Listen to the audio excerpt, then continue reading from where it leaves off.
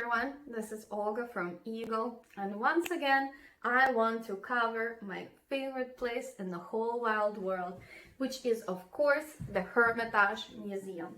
And today I want to talk about one of the most popular artists in the Hermitage. When I bring people to the Hermitage and I ask my guests, whose works do you want to see the most?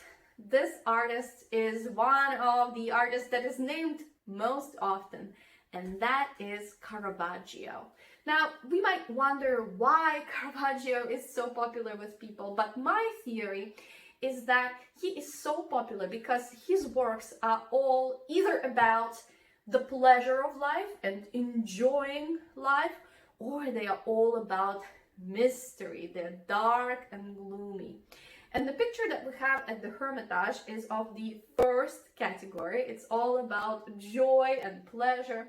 This painting is called The Lute Player. Now, we know that this painting depicts a boy playing the lute, but originally when this piece came to the Hermitage, it was named the female lute player, and people thought that it was a girl. Well, yeah, Caravaggio's boys do have really beautiful, some might say feminine features, but we know now that definitely it was a boy. And as I said, this painting is all about pleasure. And how do we experience pleasure if not through basic human senses, right? Well, Caravaggio places representations of all these human senses right into the painting. For example, one of the human senses is smell. To show smell, Caravaggio places a beautiful bouquet of flowers there on the table. Another sense is taste. And for taste, Caravaggio places a pile of ripe fruit on the table. Of course, there is also hearing. And the boy is the lute player. For us to enjoy, to indulge in hearing, we can listen to beautiful music. And you can see that there is sheet music in front of the boy. And now we know that it's not just some random song. It is a sonnet that is called You Know I Love You. And this sonnet has been recreated. I'm leaving the link in the bottom there for you to listen to it if you want. But I want you to also notice that there is only one boy in the painting, but there are two musical instruments. He is the lute player, and there is also a violin there, which means that we, as viewers, are invited to join the painting and enjoy this beautiful love song together with the boy. Now, the other category of Caravaggio's works are all about mysticism, as I mentioned. And really, we unfortunately don't have works by Caravaggio that fall into that category, but we do have a work that was strongly influenced by him, and some people believe that it was really made by Caravaggio. We just can't prove it. So there are three theories.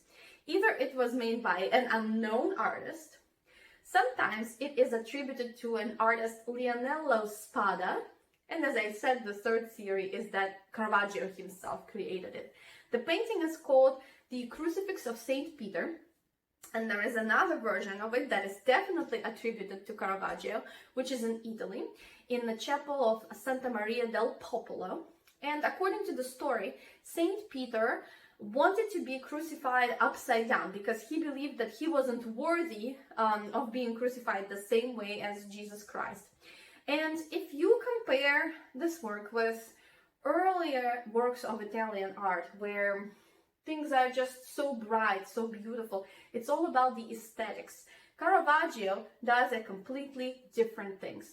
He tries to contemplate what the story would look like if it happened in real life. And we know that St. Peter, he was a fisherman. And one thing that art critics saw in this painting is his dirty feet. Look at the painting and you will see them too, right? Very, very realistic. Then look at St. Peter's face. You will see that he is grunting and his eyes are almost falling out of his head. He is experiencing so much pain on top of being upside down. And in the darkness of the painting, you can see the people who are there crucifying St. Peter. Now, if you notice, they are not dressed the way people were dressed in biblical times. So the clothes that they are wearing are actually the clothes that people would wear that were Caravaggio's contemporaries. Imagine seeing a painting nowadays where St. Peter is being crucified and the people around him are dressed just like we are in the 21st century. Wouldn't that look strange? In a way, it would feel like we are a part of this, a part of what is happening. And this is what Caravaggio's contemporaries felt too. They were the ones crucifying St. Peter. And that made the painting really mysterious and really gloomy. Now, Caravaggio is only one of many amazing Italian artists that are represented at the Hermitage. I love showing people around this museum, and a regular Hermitage tour lasts for about 3 hours. Right now I'm doing a lot of virtual tours. They last approximately for 1 hour, and it's impossible to see all of the Hermitage works in such a short period of time. In fact, somebody counted that if you go to the Hermitage and you spend a minute in front of each item, it will take you 8 years to see everything.